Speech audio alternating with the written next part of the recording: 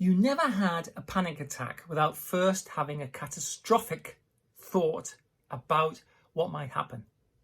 Now, no one can have a panic attack if they don't have a catastrophic thought. You need the catastrophic thought to generate enough fear, enough energy to give you the panic attack. But look, I'll go into town and there'll probably be quite a lot of people. Oh, well, I'll park somewhere easy. Nothing, right? Oh, I'll go into town, there'll be such a lot of people, I won't be able to find where I'm going, I'll get lost, I might have a panic attack, I'll fall down, I'll collapse, people can see that I'm going mad, everyone will be looking at me and pointing at me and laughing at me, it'll be absolutely awful and I'll hate it and never be able to go into town again. That's a catastrophe.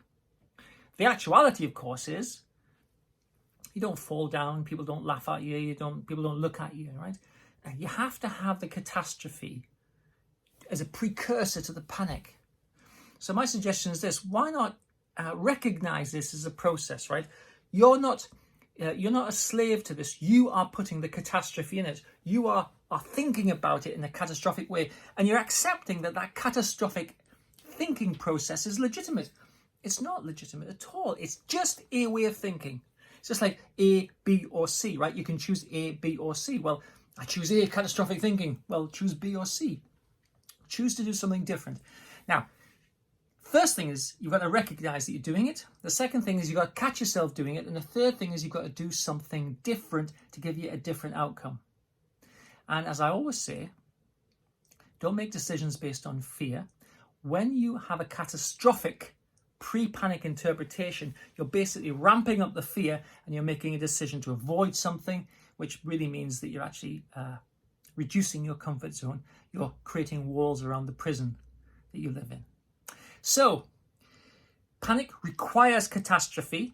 If you don't want to have panic, don't have catastrophe. Recognize the catastrophic process, cut it off, stop it, just don't do it, right? It's not even realistic. If you said it out loud, you think, well, actually, it is a bit far-fetched.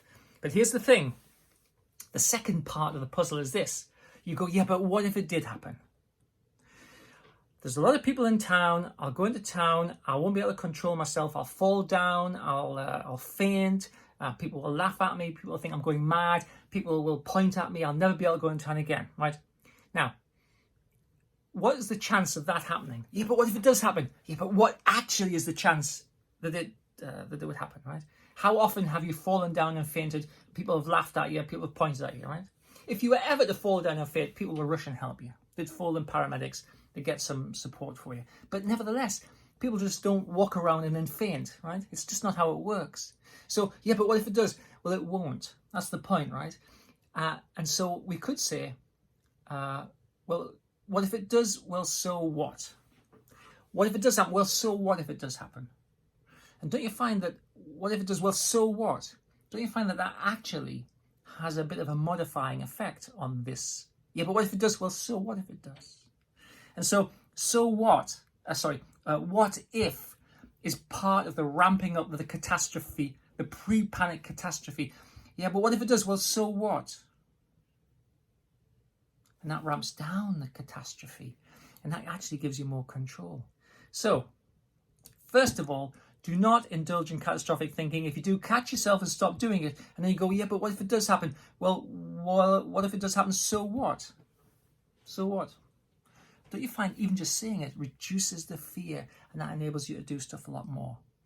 What if it happens? So what?